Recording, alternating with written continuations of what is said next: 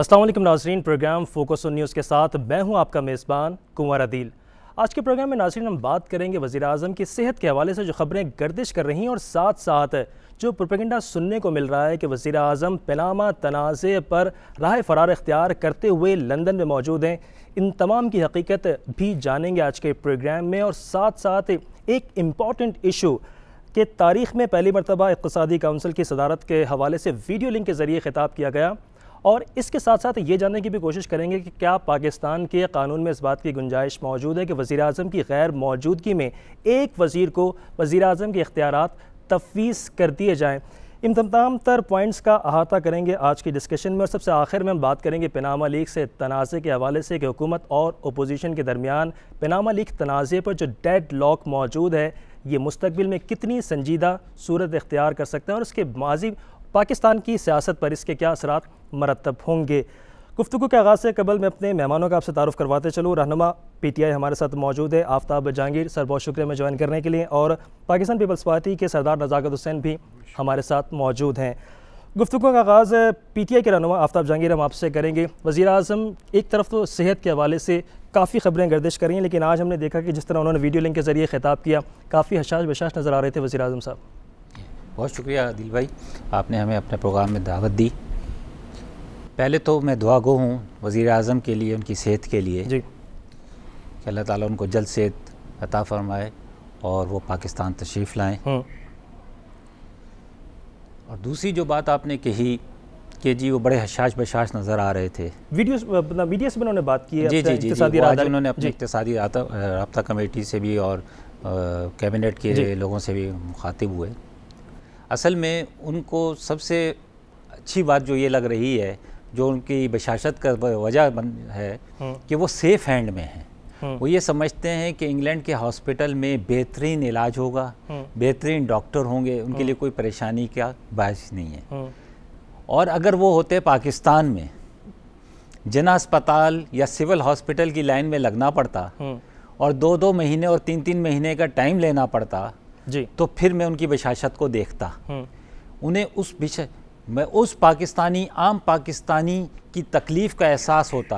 अभी तो उन्हें कोई एहसास नहीं है, बस मज़ेदार फर्स्ट क्लास 3 पीस सूट, बेहतरीन टाई, आगे पीछे सारी कैबिनेट खड़ी है, वीडियो लिंक्स हो रहे हैं और सुबह जाएंगे, डॉक्टर्स बैठे हुए इंतज़ार में, बेहतरीन डॉक्टर, बेहतरीन माहौल है, और फिर 2-4-6 दिन के बाद फिर वापसी का सफ़र दो पाकिस्तान की तरफ।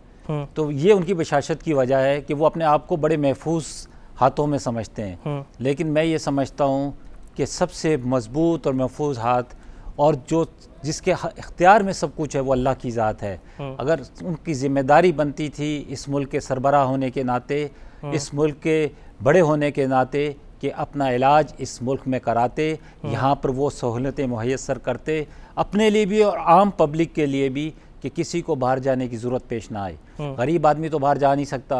ये नवाज शरीफ साहब जैसे बड़े बड़े सरमायादार लोग, पैसे वाले हैं, जो जिनके नाम पनामा में और इधर उधर जिनकी ऑफशोर कंपनियां हैं, जिनके पास वसाइल यहाँ भी हैं और वहाँ भी हैं, उनके लिए तो ये सारी फैसिलिटीज़ हैं। तो मेरे लिए तो दुआ ये है मियाँ साहब से कि मियाँ साहब जल्द सेहतमंद होकर वापस आएँ। दुआ सबकी है मियाँ साहब, पाकिस्तान आम पाकिस्तानी के लिए पाकिस्तान और मामलात को देखें। मैं जाऊंगा सरदार नज़ाकत हुसैन साहब, वो भी शामिल हो गुफ्तगू में। सर, क्यों नहीं हमारे यहाँ सालों से ये निज़ाम चल रहा है सेहत के हवाले से, पहले तो इस हवाले से आपसे कमेंट लेना चाहूँगा, क्यों नहीं एक ऐसा इदारा बनाया जाता जहाँ पर वज़ीर-ए-आज़म जैसे और ये जो बड़े सियासतदान बाहर ममालिक में जाके इलाज करवाते हैं वो अपना इलाज यहीं पाकिस्तान में करवाएं। बहुत शुक्रिया जी। सबसे पहली बात तो ये कि मेरे ख्याल में बाहर जाके इलाज करवाना कोई बुरी बात नहीं है मेरे नुक्ता नज़र के मुताबिक। अगर किसी बंदे की कोई हैसियत है बाहर जाने की, अगर जाके वो बाहर इलाज करवा सकता है तो बिल्कुल इसमें कोई ये नहीं है कि जी पर्टिकुलरली कोई प्राइम मिनिस्टर जाके इलाज करवा रहा है तो उसके ऊपर हम एतराज़ कर लें। पाकिस्तान की जो बिजनेस कम्युनिटी है, एलीट क्लास है, वो भी जाके बैरून मुल्क इलाज करवाती है। होना तो ये चाहिए कि जी पाकिस्तान के अंदर ये तबकाती सिस्टम नहीं होना चाहिए कि जी एक तबका जाके बैरून मुल्क इलाज करवाए और दूसरा तबका यहाँ पे, जैसे इन्होंने कहा जी कि जिना हॉस्पिटल या सिविल हॉस्पिटल के अंदर इलाज करवाए। होना तो ये चाहिए कि तमाम हेल्थ की फैसिलिटीज़ रियासत जो होती है वो माँ की तरह होती है, रियासत को वो फैसिलिटीज़ प्रोवाइड करनी चाहिए रियासत के जितने अवाम हैं उनको, लेकिन अनफॉर्चुनेटली पाकिस्तान के अंदर ये नहीं हो सका। हम किसी अभी मियाँ नवाज साहब के ऊपर क्रिटिसाइज़ करें या किसी और के ऊपर, अनफॉर्चुनेटली पाकिस्तान के अंदर जितनी भी माजी की गवर्नमेंट है उन लोगों ने इस तरह से सही काम वो नहीं कर सके कि जी पाकिस्तान के अंदर प्रॉपर तरीके से पाकिस्तान के शहरियों को इलाज मालजे की सहूलत प्रोवाइड की जाए, बेसिक जो सोशल सेक्टर है उसके अंदर इन्वेस्टमेंट की जाए, और बजाय इसके कि जी पाकिस्तान के अंदर ये जो रोड बन रहे हैं या ओवरफ्लाई और ब्रिजेस बन रहे हैं, इससे बेहतर ये है कि पाकिस्तान के अवाम के जो बुनियादी मसाइल हैं, एजुकेशन है, हेल्थ है, पानी के मसाइल हैं और बहुत सारे इश्यूज हैं, उनके ऊपर पाकिस्तानी जो गवर्नमेंट है पाकिस्तान की और जो पाकिस्तान के जितने भी इदारे हैं, चाहे वो मिलिट्री इस्टेब्लिशमेंट है, कोर्ट्स हैं, हमारे जितने ब्यूरोक्रेसी है, उनको मैं ये समझता हूँ कि पाकिस्तान के अवाम की जो बुनियादी मसाइल हैं उनकी तरफ आना चाहिए। जहाँ तक मियाँ नवाज साहब की बात है तो मैं ये समझता हूँ कि अगर मियाँ नवाज साहब बीमार हैं तो हम उनकी सेहत के लिए दुआ कर रहे हैं। आज हमारे चेयरमैन बिलावल भुट्टो साहब ने मीरपुर में अपने खिताब से पहले भी उनके लिए दुआ की है कि अल्लाह ताला उनको सेहत दे, लेकिन मैं ये समझता हूँ कि जी पाकिस्तान के अंदर इससे पहले भी बहुत सारी चीज़ें हो चुकी हैं जिससे पाकिस्तान के लोग आज इनकी सेहत के ऊपर भी बिलीव नहीं कर रहे, इनकी बीमारी के ऊपर भी बिलीव नहीं कर रहे, क्योंकि ये माजी के अंदर भी मियाँ नवाज साहब परवेज़ मुशर्रफ साहब के साथ पहले इन्होंने कहा जी कि हमने कोई एग्रीमेंट नहीं किया, फिर इन्होंने कहा जी हमने 5 साल का एग्रीमेंट किया, बाद में पता चला कि ये 10 साल का एग्रीमेंट करके गए थे। इसलिए इनके कोलोफेल की वजह से पाकिस्तान के जो अवाम है, जो गरीब तबके के लोग हैं, जो पढ़ा लिखा तबका है, वो ये समझता है कि जी हो सकता है मियाँ नवाज साहब जो पैनामा लीक्स के हवाले से उनके ऊपर जितने इश्यूज हैं उसके हवाले से वो भाग के लंदन चले गए, क्योंकि इनकी रवायत ऐसी रही है कि जब भी मुश्किल वक्त आया तो ये बैरून मुल्क चले जाते हैं। ये पाकिस्तान के अवाम का या मेरा या आफ्ताब साहब का कसूर नहीं है, इनकी ये अपनी वजह से। सर ये सिर्फ मुस्लिम लीग नून के हवाले से नहीं कह सकते, दूसरे सियासतदानों का भी का जिक्र किया जाए तो वो भी जब मुश्किल वक्त आता है तो बैरून मुल्क ही विजिट करते हुए नजर आते हैं। जी आप मिसाल दें, मिसाल आपकी पार्टी के सरबराह की बात कर लेते हैं। देखें हमारी पार्टी के सरबराह तो बगैर किसी सज़ा के 11 साल पाकिस्तान की हिस्ट्री में क्या बल्कि दुनिया की हिस्ट्री में आप देख लें, चंद एक सियासतदान है जो बगैर किसी जुर्म साबित हुए 11 साल तक कंटिन्यूसली जेल काटते रहे, और मोहतरम बेनज़ीर भुट्टो शहीद को उन नाकर्दा जो गुनाह थे उनकी भी सज़ा दी गई कि जी पाकिस्तान के अंदर ऐसे लोग एहतसाब कर रहे थे जिनको एहतसाब के उसूल और ज़ाब्ते उनके करीब से भी नहीं गुजरे थे। हमारी पार्टी तो मेरे भाई पाकिस्तान पीपल्स पार्टी तो हमेशा विक्टिमाइज होती रही है, पाकिस्तान के जो अदालती सिस्टम है उससे, पाकिस्तान की जो स्टैब्लिशमेंट है, ब्यूरोक्रेसी है, उससे, जुल्फ़िकार अली भुट्टो से लेके आसिफ साहब तक अगर 11 साल उन्होंने जेल काटी, उनकी ज़बान काटी गई, लेकिन वो अपने मौक़िफ़ से हटे नहीं। और दुनिया की हिस्ट्री में है, दुनिया की तारीख में है कि जी आसिफ जरदारी साहब 11 साल तक बगैर किसी सजा के वो जेल में रहे, तो हमारा तो फरार का तो सवाल ही पैदा नहीं होता। आज भी देखें मोहतरम बेनज़ीर भुट्टो शहीद पे 18 अक्टूबर पे अगर ब्लास्ट हुआ तो दूसरे दिन वो लियारी चली गई, उन्होंने अपनी जान दे दी इस मुल्क के लिए, उन्होंने खड़े होकर मुकाबला किया। जो अमरीत के लोग थे, जो उस वक्त के रूलर थे, उनकी आंखों में आंखें डाल के बात की। हमारे तो भागने की हिस्ट्री है ही नहीं। ठीक है, जो जिन लोगों ने थोड़ी सी मुश्किल पाकिस्तान पीपल्स पार्टी की भागने की हिस्ट्री नहीं है। सर मैं आपसे सवाल ये करना चाहूँगा कि आज जो मुल्क को चैलेंजेस दरपेश हैं पैनामा लीक्स के हवाले से खास तौर पर बात करना चाहूँगा, पाकिस्तान पीपल्स पार्टी इस पर क्या स्टैंड ले रही है या लेने वाली है?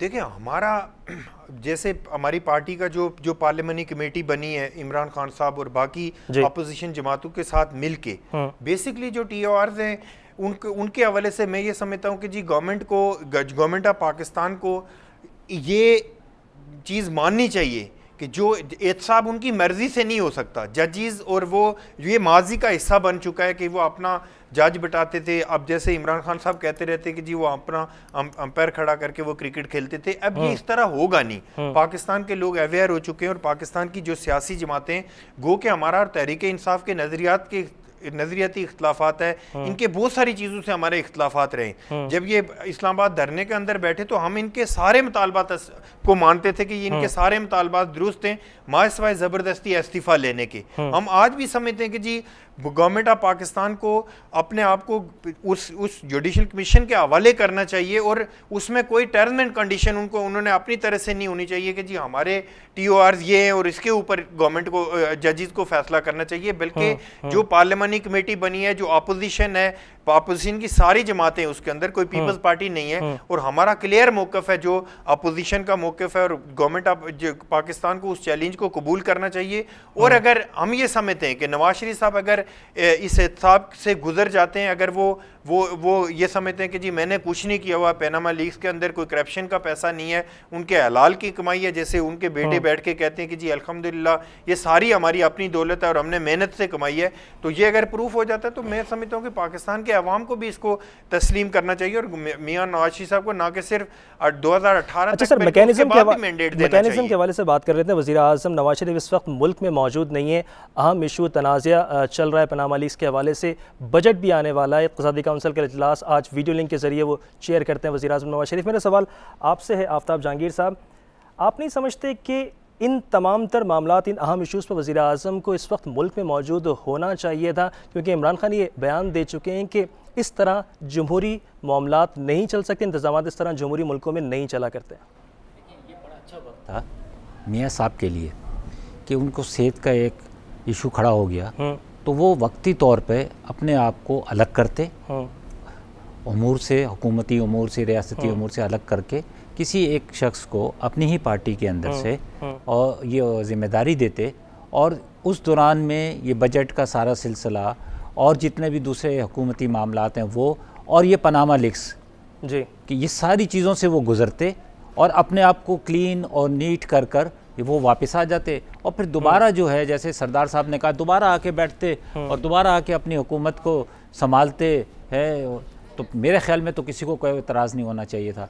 देखिए ये जो सूरत हाल इस वक्त खड़ी है, ये आप खुद देखें कैसी अजीब व गरीब सूरत हाल है कि कप्तान ग्राउंड से बाहर है और ग्राउंड के अंदर के मामलात जो हैं वो कप्तान बाहर से देख रहा है। हालांकि होता ही है कि नॉर्मली जब कभी कप्तान ग्राउंड से बाहर जाता है तो किसी ना किसी को अपना एक कप्तान बना के जाता है, लेकिन हमारे पास तो कोई कप्तान इस वक्त है नहीं, हम बगैर कप्तान के हैं, समझे ना। अब हम वीडियो लिंक्स के ज़रिए और टेलीफोन के ज़रिए अगर हम हुकूमती अमूर को चलाएंगे तो मेरे ख्याल में ये मजाक के अलावा और कुछ नहीं है इस कौम के साथ। अच्छा आफ्ताब साहब, बात जो सामने आई है वो यूँ है कि वज़ीर ख़ज़ाना इसहाक़ डार को वज़ीर आज़म की जिम्मेदारियाँ तफवीज़ की जा रही हैं। मेरा आपसे सवाल ये है कि क्या पाकिस्तान के कानून में इसकी गुंजाइश है? नहीं, बिल्कुल गुंजाइश नहीं है, समझे ना।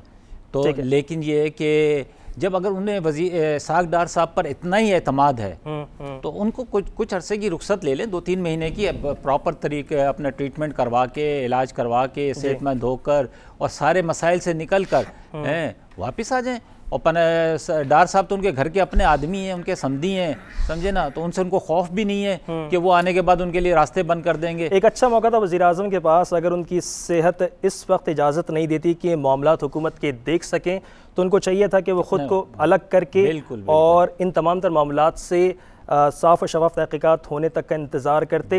हमें ज्वाइन किया असलम खट्टक, रहनुमा मुस्लिम लीग नून से, उनसे जानेंगे सर इल्ज़ामात की बौछार है वज़ीर आज़म नवाज शरीफ के जो मुल्क से अलग होने पर, और ये भी कहा जा रहा है कि अगर सेहत का मामला था तो एक अच्छा मौका था कि पनामा लीक्स मामला चल रहा है, तनाज़ा चल रहा है, अलग होते, साफ़ शफाफ तहक़ीक़ात होने देते और क्लीन चिट मिलने के बाद दोबारा मनसब पर आ जाते। जस्टिफाई कैसे कीजिएगा असलम खट्टक साहब?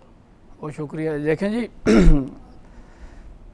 वज़ीर आज़म पाकिस्तान जो हैं वो कोई पहले वज़ीर आज़म नहीं है कि वो बीमार हो चुके। ठीक है, इससे पहले भी जितने भी वज़ीर आज़म रहे हैं कहीं पर ऐसी मिसाल नहीं मिलती, ना कानून के अंदर ऐसी कोई मिसाल है कि वो अपना कोई नायब वो कर दें, मुतय्यन कर दें कि उससे काम चलाएं।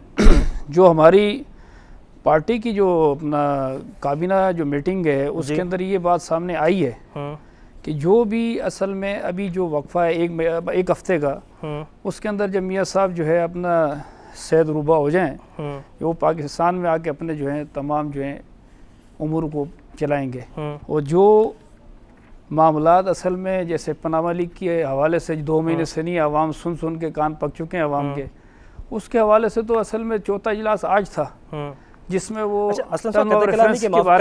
माफ़ी चाहता हूँ, दूसरे इशूज़ पे हम डिस्कस करेंगे, ज़रूर करेंगे, लेकिन सेहत के हवाले से मैं चाहूँगा कि बहुत जो मिसअंडरस्टैंडिंग आवाम के दरमियान भी पाई जाती है, आपकी मौजूदगी का फ़ायदा उठाते हुए वज़ीर आज़म की सेहत क्या है इस वक्त, क्या उनकी सेहत के मामलात हैं, क्या कहना है डॉक्टर्स का, क्या इतलात हैं आपके पास, क्या मालूमात हैं? ओपन हार्ट सर्जरी के हवाले से भी कहिएगा, क्योंकि बाज़ लोगों का कहना है कि ओपन हार्ट सर्जरी नहीं है, मामूली नौइयत की सर्जरी है। अपडेट आपके पास? देखिए, मैं समझता हूँ कि यहाँ पर अगर बैठ के हम नहीं इंग्लैंड की अगर नहीं अंदाज़े लगाएँ कि उनके अंदाजे नहीं सर, आपकी पार्टी आपकी वज़ीर-ए-आज़म पाकिस्तान तो वो है, लेकिन आपकी पार्टी के सरबराह के हवाले जो एडवाइस की है तो वो समय सबके कौम के सामने आ जाएगा कि क्या है क्या नहीं है। रहेगी दूसरी बात ये कि अभी भी अल्हम्दुलिल्लाह पूरे पाकिस्तान के अंदर पाकिस्तान मुस्लिम लीग नून सिंध उलमा मशाइख विंग की जानिब से भी यहाँ पर हमारे सिंध मुस्लिम लीग हाउस में दुआ की गई उनकी सेहत के लिए। मैं समझता हूँ ये मरहला तो आता रहता है, इसके अंदर हमें मतलब इनकी लिए सेहत की दुआ करनी चाहिए। सबसे पहले पाकिस्तानी है, अल्हम्दुलिल्लाह मुसलमान है, सियासत का और भी बहुत सारा टाइम है। दुआ को हम दी है वज़ीर आज़म के लिए, लेकिन जो कौम जो है उनके लिए दुआ कर रही है, जो उनके साथ एफिलिएशन रखे हुए हैं। दुआ को हम भी हैं, पूरा पाकिस्तान है वज़ीर आज़म की सेहत के लिए। लेकिन आफ्ताब जहांगीर साहब ने जो पॉइंट उठाया है मैं उसके जवाब आपसे जानना चाहूँगा कि अच्छा मौका था कि अगर उनकी सेहत ख़राब थी, इजाज़त नहीं देती कि मामलात को देखें तो ख़ुद को अलग कर लेते तमाम मामला से, और जब ये साफ़ और शफाफ तहक़ीक़ात हो जाती तो फिर अपने मनसब पे वापस आ जाते। ये बताएं, देखें पीएम साहब को तो नाम ही नहीं है, इमरान खान साहब का जो है उसमें ऑफशोर कंपनी में वो स्टार एक्यूज्ड के नाम पे नहीं पिछाने जा रहे हैं, क्योंकि 1983 के अंदर वो अपनी जस्टिफिकेशन दे के वो समझ रहे हैं कि भाई मैं तो किसी कमीशन के पास नहीं पेश होऊंगा, ठीक है, मैं पीएम का जिनके ऊपर नाम नहीं आ रहा है वो पीएम का नाम लेते हैं वो बार बार कि जी पीएम साहब पीएम साहब। अगर जो भी अभी मतलब पार्लियामानी कमेटी का जो एक तश्कील दी गई है उसके अंदर जो भी टर्म्स और रेफरेंसेस जो भी हैं तय होंगे, उसके मुताबिक जो भी कमीशन बनेगा उसमें जाके जिन्हें भी जो भी शिकायत है किसी भी पार्टी को, आम फर्द को, तो वो वहाँ जाके अपनी शिकायत लेके जाए और उसका अजाला करवाए। अब हम समझते हैं कि इस मसले के ऊपर एक सेल हासिल गुफ्तगू होगी। मियां साहब ने पार्लियामेंट से भी खिताब कर लिया है, 2 दफा कौम से भी खिताब कर, मैं एहतसाब के लिए अपने आप को पेश करता हूँ, एहतसाब के लिए पेश करता हूं। मैं समझता हूं कि पाकिस्तान टीओआर जो सेट किए गए, हुकूमत की जानिब से खत लिखा जाता है चीफ जस्टिस को, टीओआर जो सेट किए गए 1947 से तहकीकात का आगाज़ किया जाएगा। सर कब मुकम्मल होगा, कब नतायज आएंगे, कब फैसला सुनाया जाएगा, कब एहतसाब होगा? उसमें आपने ये देखा होगा कि पाकिस्तान मुस्लिम लीग नून का मौक़िफ़ ये है कि 2016 जो है 2016 में जो पाकिस्तान मुस्लिम लीग नून मतलब प्लेटफॉर्म है जो उसमें प्राइम मिनिस्टर जो पाकिस्तान के 2016 से स्टार्ट कर लें भाई ये एहतसाब, 2015 में चले जाए, 2014 में चले जाए, सबसे पहले हम अपने आप को एहतसाब के लिए पेश करते हैं। ज़रूरी नहीं है कि 1947 से स्टार्ट करें, पता चला हुकूमत का टाइम भी ख़त्म हो जाए, इनका यही मौक़िफ़ है। हम ये कह रहे हैं कि भाई 2016 से पाकिस्तान मुस्लिम लीग नून ही इस एहतसाब को अपने आप के लिए पेश करती है। सरदार साहब पाकिस्तान, जी सरदार साहब मुस्लिम लीग नून तो तैयार है एहतसाब के लिए, फिर टीओआर का क्या मामला, क्यों तनाज़ा चला आ रहा है अभी तक? जी उन्होंने बनाकर भेजे, जी चीफ जस्टिस साहब ने क्या कहा, सारी जिंदगी गुजर जाएगी। बिल्कुल बिल्कुल 1947 से तहकीकात का आगाज कौन करेगा? ये कि हमने थोड़ी कहा, हमने तो ये कहा कि जी पनामा लिंक्स में जो आया है उसके मुताबिक आप जो है इसकी तहकीकात कराएं, ठीक है। ये ले गए उसको 1947 के ऊपर, और भाई मेरे हमने थोड़ी कहा कि आप 1947 पे लेके जाओ। सवाल 1947 से उठ रहा है ना।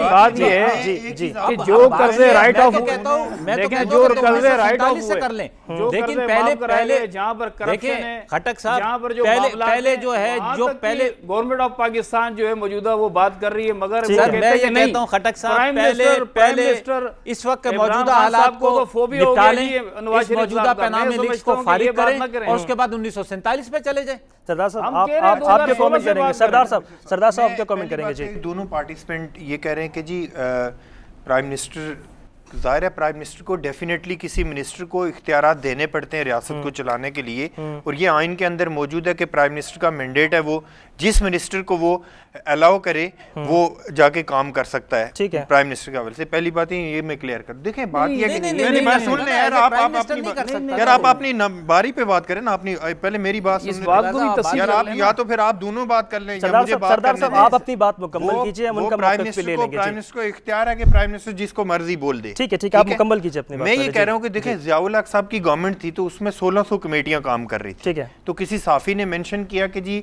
1600 कमेटियां काम कर रही हैं आपकी गवर्नमेंट में, तो ज़ियाउल हक साहब ने कहा कि जी 1600 कमेटियों को खत्म करने के लिए एक और कमेटी बना दें, तो 1601 कमेटियां बन गई थी। जो इनके टीओआर बने उसमें यही था कि जी हम इतना प्रोलॉन्ग करेंगे इस सिस्टम को कि जी किसी सूरत में किसी का एहतसाब नहीं हो सकेगा। ये तो हो ही नहीं सकता। देखें लाहौर के अंदर जो जब तारिल कादरी साहब के लोगों को मारा इन्होंने, तो उसमें भी यही हुआ कि इन्होंने खुद JIT बनाई, उस JIT में सबको बाइज्जत बरी कर दिया, ठीक है। राना सनाउल्लाह साहब को स्टेप डाउन करवाया, उसी JIT ने उसको वो बेगना करार दिया और आज वो दोबारा वजारत इंजॉय कर रहे हैं। मियां शहबाज शरीफ साहब उस सीएम थे पंजाब के, आज भी सीएम है। और आप हैरान होंगे अच्छा ये इसी तरह भी ये करना, इसी तरह इस पैनामा लीक्स के हवाले से भी ये चाह रहे हैं कि इसको प्रोलॉन्ग करके कोई कमेटी बना दें, कोई कमीशन बना दें जिसकी डेट चलती रहे और हमारे 2018 पूरे हो जाए। एक बात कंप्लीट करने दें यार, मैं आपकी बात में बोला नहीं हूँ, बात कंप्लीट करने दें। तो इनका प्रोग्राम यही है, लेकिन ये होगा नहीं पाकिस्तान में अगर मियां नवाज शरीफ साहब बीमार है। मैं पहले भी कह रहा हूं कि पूरी कौम उनके लिए दवा गो है अगर बीमार है, क्योंकि हमें इनके माजी का जो ट्रैक रिकॉर्ड है उसमें हमें अगर मियां नवाज साहब बीमार भी हैं तो पैनामा लीक्स के हवाले से उनके सीने में दर्द हो रहा है, वो उसको अगर इनको तकलीफ हुई भी है तो ये ज़ाहिर है इन्होंने बहुत फील किया है कि मैं बुरी तरह फंस चुका हूँ। असलम साहब वज़ीर आज़म तो अलील है, असलम साहब वज़ीर आज़म तो अलील है। 3 जून को असलम साहब के हवाले से गैर ज़रूरी बात है सरदार साहब की। रेगी की बात ये कि इनकी हुकूमत थी, बेनज़ीर साहबा के कातिल अब कब पकड़े इन्होंने? सर वो मुझे ये बताया ना, नहीं पनामा लीग आप मुझे बताया ना, आप 1947 को ले गए, आपकी करंट हुकूमत हमसे पहले थी। मैं अरे सर हम आपसे पिछले वाली बात करते हैं, हम आपसे पिछले वाली बात करते हैं सर, आपसे पिछले बात कर रहे हैं यार, आप उसामा बिन लादेन की बात कर रहे हैं पैसे। मैं ये कह रहा हूँ कि आपने बेनज़ीर नहीं सर कातिलों को पकड़ा, आप अपनी गवर्नमेंट के 5 साल में बेनज़ीर के कातिल नहीं पकड़ सके, आप कह रहे हैं कि 47 की बात कर रहे हैं, हमें भी तो जवाब देना है ना। असलम साहब देंगे, आपकी बात बिल्कुल वैलिड है कि शहीद बेनज़ीर भुट्टो के कातिल नहीं पकड़े गए पाकिस्तान पीपल्स पार्टी के टेन्योर में, लेकिन इसको जवाब बनाकर आप अपनी गलती अपनी कोताहियों पर पर्दा नहीं डाल सकते। आज चौथा इजलास था जी उसका अपोजिशन का और अपने हुकूमती नुमाइंदों का, ये कौम के सामने अपोजिशन ने कहा कि पहले नेब के पास चले जाएं, फिर अपोजिशन कहती है जी नहीं ऐसा नहीं है, हम जजेस जो है ना आर्जी नहीं मानते, मतलब जो रिटायर्ड जजेस हैं उन्होंने कहा जी चीफ जस्टिस ऑफ पाकिस्तान हम नहीं रेगुलर जजेस को कराएंगे। रिटायर्ड जजेस भी इनको खलील रहमान रमदे जैसे चाहिए थे, चौधरी इफ्तिखार जैसे चाहिए थे, जिनके ऊपर कमेटी बना देते, आप चाहते हैं डोगर जैसे जजेस कमेटी बना देते, आप क्या चाहते हैं डोगर जैसे जजेस हो? हिस्ट्री है ना, हिस्ट्री है मेरे भाई। नहीं डोगर जैसे पीसीओ जजेस हो, डोगर से कोई काम नहीं काम नहीं लिया, आपने लिया आपने डोगर जैसे जजेस से काम नहीं लिया। पीसीओ जो जजेस से जो आइन के खिलाफ नहीं खड़े हुए उन्होंने हल्फ लिया, 1973 का आइन छोड़ के उन्होंने दूसरे जज हल्फ ले लिया, वो गलत नहीं थे। इफ्तिखार चौधरी ने मतलब आपको डोगर जैसे जजेस चाहिए, वो जजेस नहीं मिलेंगे यार। खलील रहमान रमदे तो नहीं हो सकता, डोगर जजेस खलील रहमान रमदे को बना ले, आप उनको कंटिन्यू कॉल कर ले, आप इफ्तिखार चौधरी साहब को क्यों असलम साहब और सरदार साहब आपसे मैं ये कहना चाहूँगा कि इस प्लेटफॉर्म पर हमें इत्तेफाक राय नज़र नहीं आता, तो फिर पार्लियामेंट के अंदर असम्बली के अंदर TORs किस तरह सेट होंगे, ये जवाब आपसे ज़रूर लेंगे, लेकिन यहाँ वक्त हुआ है कि ब्रेक का, हमारे साथ रहिएगा।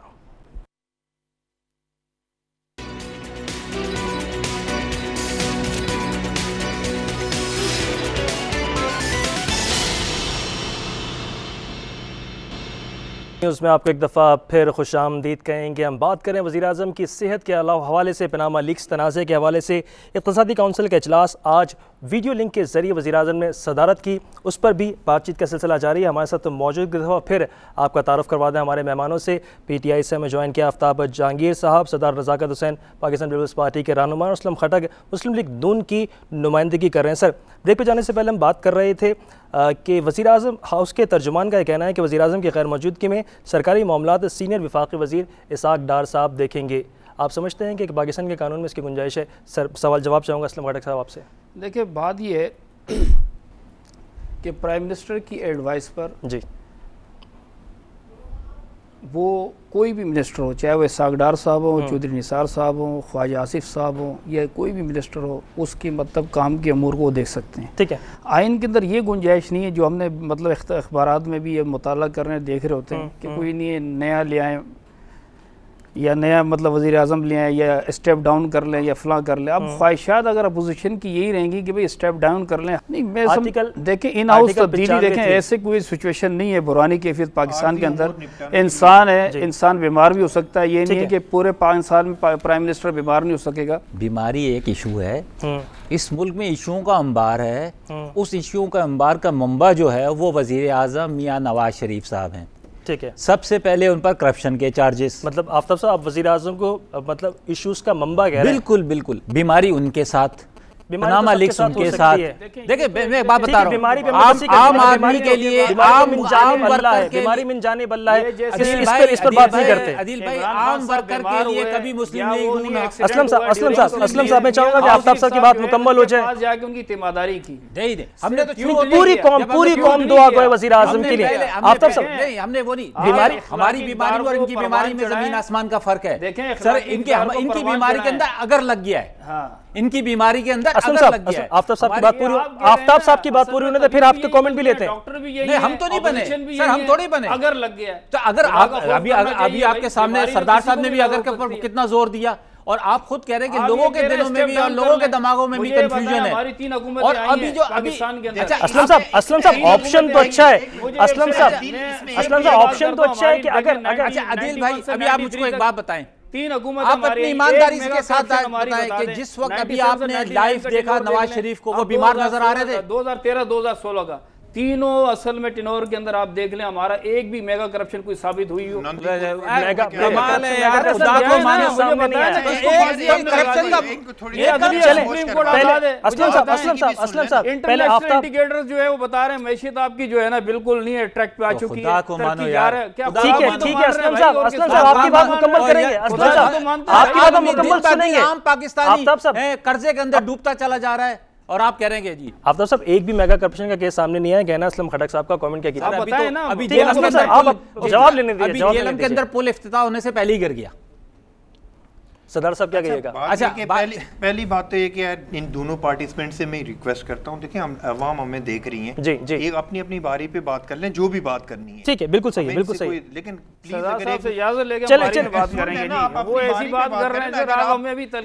आपको भी अपना मौक़िफ़ बयान करने का पूरा मौका दिया जाएगा। सरदार साहब आप अपनी बात 10 मिनट दे दें तकरीर के लिए, सर 15 मिनट आप ले लें। मैं ये कह रहा हूँ कि देखें, इन्होंने कहा जी मेगा करप्शन की बात हुई, इस्लामाबाद एयरपोर्ट का टेंडर कितने का हुआ, आज कितने का है, नंदीपुर प्रोजेक्ट के अंदर क्या हुआ, आज आप इनसे ही पूछ लें कि वो आज मतलब किस डगर पे और किस तरह चल रहा है वो।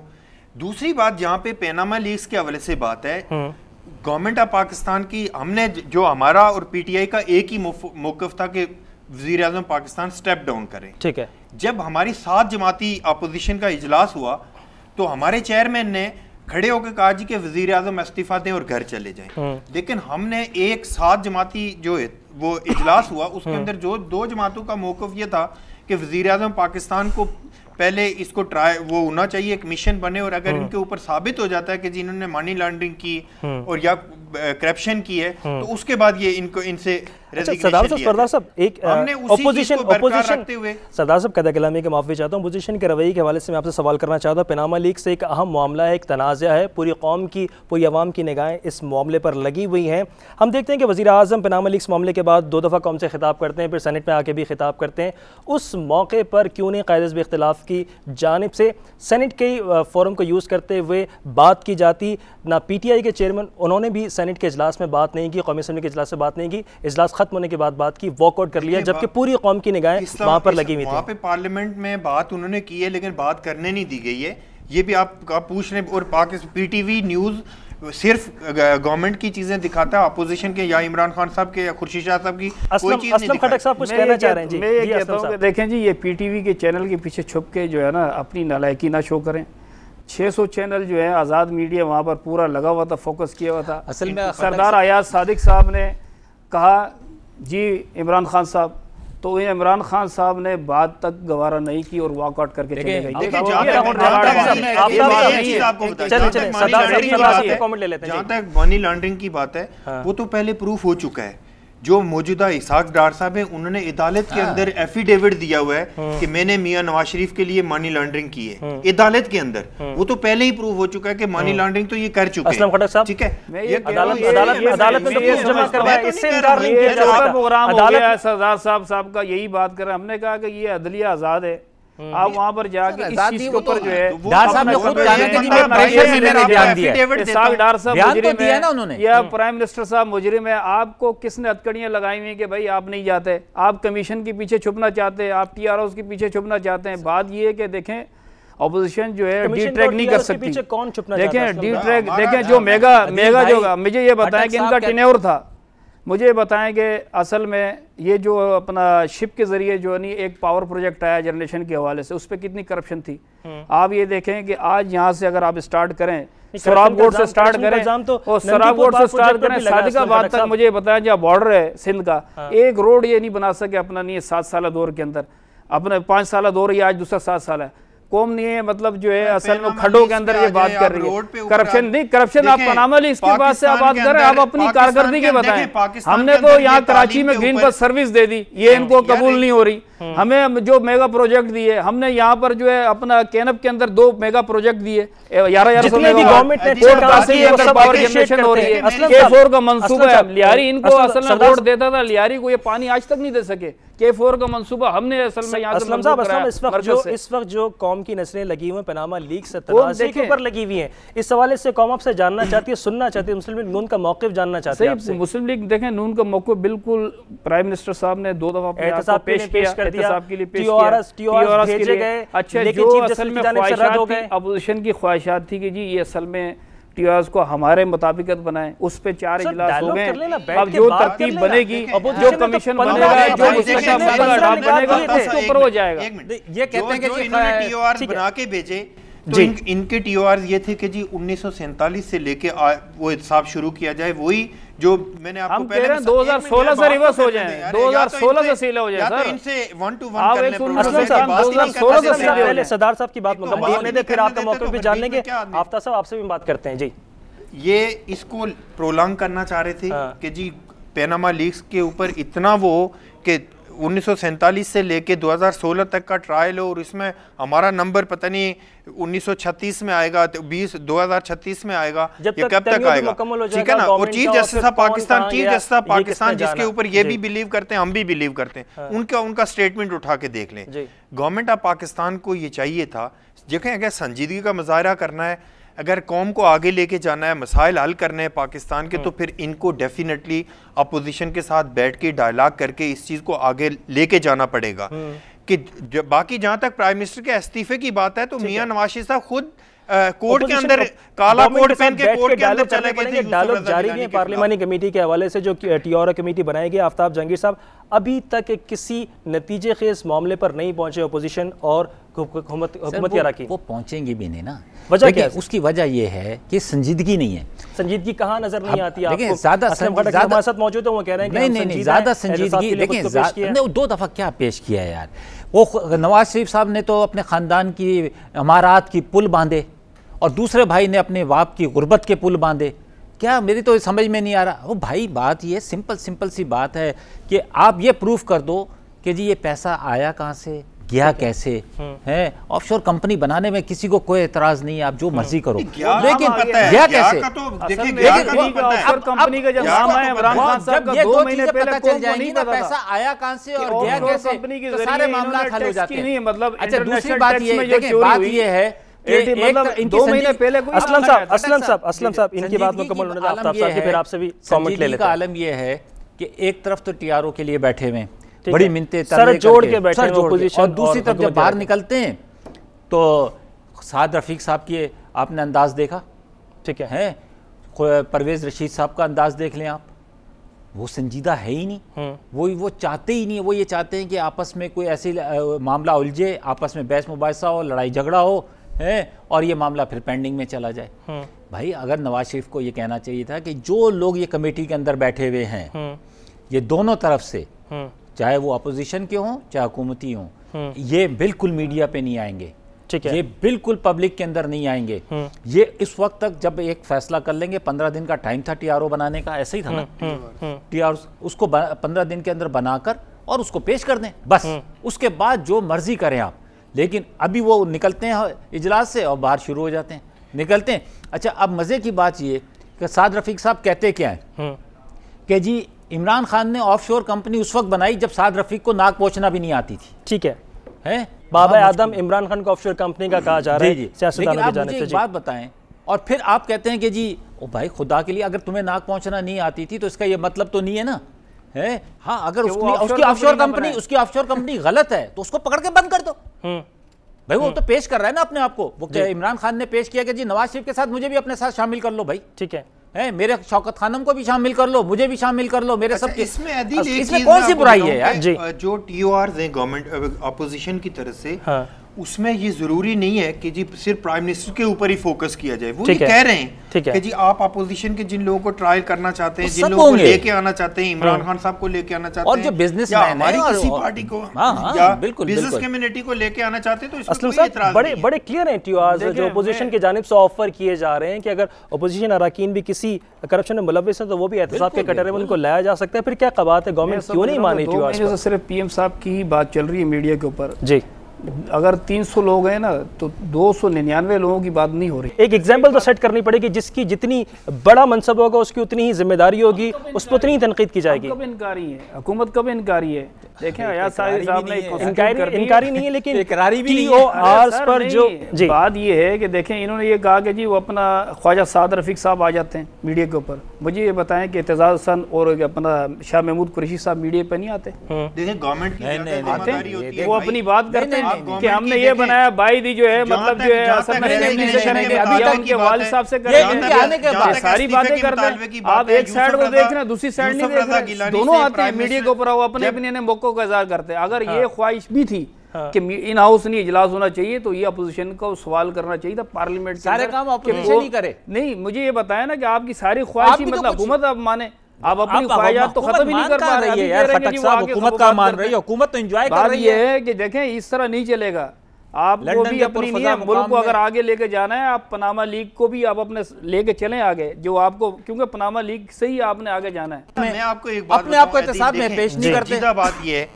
कि बजाय इसके कि पॉइंट स्कोरिंग हो, मैं ये समझता हूँ कि जी गवर्नमेंट ऑफ पाकिस्तान को, प्राइम मिनिस्टर को, अपोजिशन को बिठा के देखें। अगर आज वो प्राइम मिनिस्टर पाकिस्तान है तो वो सिर्फ खट्टक साहब के प्राइम मिनिस्टर नहीं है, वो मेरे भी प्राइम मिनिस्टर हैं, इनके भी हैं, पाकिस्तान के प्राइम मिनिस्टर से इनकार नहीं है, बिल्कुल दुरुस्त है। उनको ये चाहिए कि मुतालबा करना, इस्तीफे का मुतालबा करना इनका या हमारा हक है, ठीक है, वो इसमें कोई इशू नहीं है। मियां नवाज साहब काला कोट पहन के यूसुफ रजा गिलानी के खिलाफ खुद अदालत में चले गए थे, बिल्कुल। लेकिन इनको बैठ के मियां नवाज साहब को बिठा के, लीडर ऑफ अपोजिशन को बिठा के, इमरान खान साहब को बिठा के, या जो पार्लियामानी कमेटी बनी है उनको बिठा के कहते कि जी आए, हमारे TORs ये आपके क्या है, बैठ के इसको सॉल्व किया। लेकिन ये प्रैक्टिस तो कई दिनों से जारी है, प्रैक्टिस कई दिनों से जारी, कोई नतीजा नहीं निकल रहा। लेकिन ये कर इसलिए नहीं सकती कि इतना बड़ा पैसा, उसकी जस्टिफिकेशन मियां शरीफ फैमिली कभी नहीं दे सकती कि ये हमने कहां से लिया और इसको शिफ्ट कैसे किया है। शिफ्ट करने का तो मैं, मेरा पहले दिन से प्रोग्राम का वक्त खत्म कह चुका हूं कि शिफ्ट करने का मामला पहले सॉल्व हो चुका है। एक मिनट हमारे पास आखिर में रह गया है, लास्ट कमेंट भी लेना चाहूंगा असलम खट्टक साहब आपसे। जी, इन्वॉल्व है, यहाँ पर आग लगा देते हैं, सारा नहीं मीडिया जानता है, वो मुझे बताएं कि वो कहां के। सर प्रोग्राम का वक्त खत्म होना, जी बातें के ऊपर बात करते हैं। देखें अपने आप को जो है ना हम तो संजीदगी की तरफ बात, पॉइंट स्कोरिंग नहीं होनी चाहिए। आफ्ताब साहब लास्ट कमेंट आपसे लेना चाहूंगा, खत्म होना चाहिए। लास्ट कमेंट ये कह रहा हूं कि एहतसाब के अमल में सबको शरीक कर लो, एहतसाब के अमल में सबको शरीक करना चाहिए। असलम साहब आपके कहिएगा, लास्ट कमेंट दीजिएगा। जी बिल्कुल, एहतसाब सबका होना चाहिए, लेकिन TOR सेट नहीं हो पा रहे। जी सदा TOR इसलिए सेट नहीं हो रहे ये कि ये अपनी मर्जी के TOR जजेस के सामने पेश करना चाहते हैं, और ये चाह रहे थे कि जजेस भी खलीलुर रहमान रमदे जैसे लोग आए जो इनको क्लीन चिट दे दें। और ये 2018 भाई आपने बात कर ली है, या तो आप अपनी बात